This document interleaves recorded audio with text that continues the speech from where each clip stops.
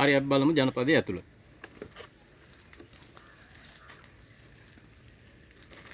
මෙන්න මේ විදිහට අර මං කියේ පොලිතින් කොලයක් දාලා තියෙන්නේ. මම හැම වෙලාවෙම දාලා තියෙන.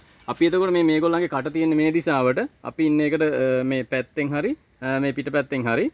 එතකොට අපි මේ හැම වෙලාවෙම මතක් කරාම ජනපදයක් මේ විවෘත කරනකොට මෙන්න මේ විදිහට මේ පිලා පෙට්ටිය සහ මේ පැණිවද පෙට්ටි මෙන්න මේ විදිහට අපි පොඩි අඟල් භාගයක විතර චේන්ජ් එකක් කරලා තමයි මෙන්න මේ විදිහට උස්සලා අරගෙන පැත්තකින් තියන්නේ.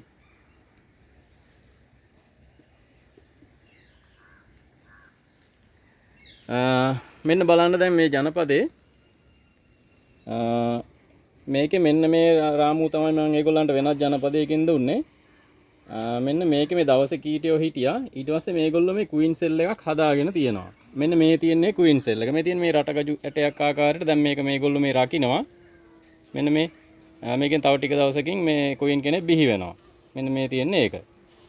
ඔන්න ඔය විදිහට තමයි රජින කුහරයක් තියෙන්නේ. මේකට දැන් මම දුම් ගහලා නැහැ. ඒ නිසා මම වැඩි වෙලාවක් මේක තියාගන්න නැහැ. මම අපහු මේක පෙට්ටියට දෙන්නම්. මට උමනාව තිබ්බනේ මේ ක්වීන් සෙල්ස් කියන්නේ මොනවද කියන එක පෙන්වන්න. අපි බලමු මම තවත් වද රාමුවක් දුන්නා. ඒකෙත් මේගොල්ලෝ හදාගෙන තියෙනවද කියන එක. මෙන්න මේක තමයි ඊළඟට මම දුන්නේ. මේකේ දවසේ කීටියෝ හිටපු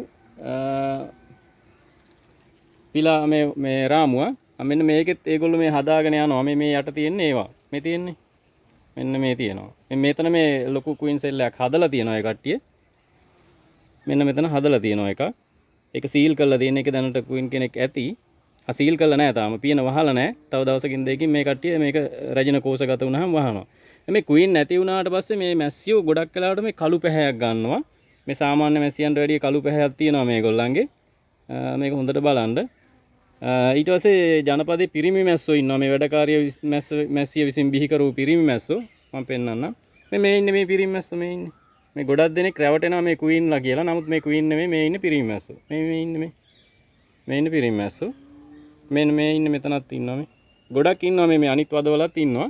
මේ පිරිමි මැස්සෝ නැතුව අපිට මේ ජනපදයක් මේ තව රැජිනක් මේව කරන්න මේක විශේෂයෙන් මතක තියාගන්න මේ වද ආපහු ඒ තිබ්බ විදිහටම ඒ තිබ්බ ක්‍රමයටම තිබ්බ පිළිවෙලටම ඒ විදිහටම මේක තැම්පත් කරන්න ඕන.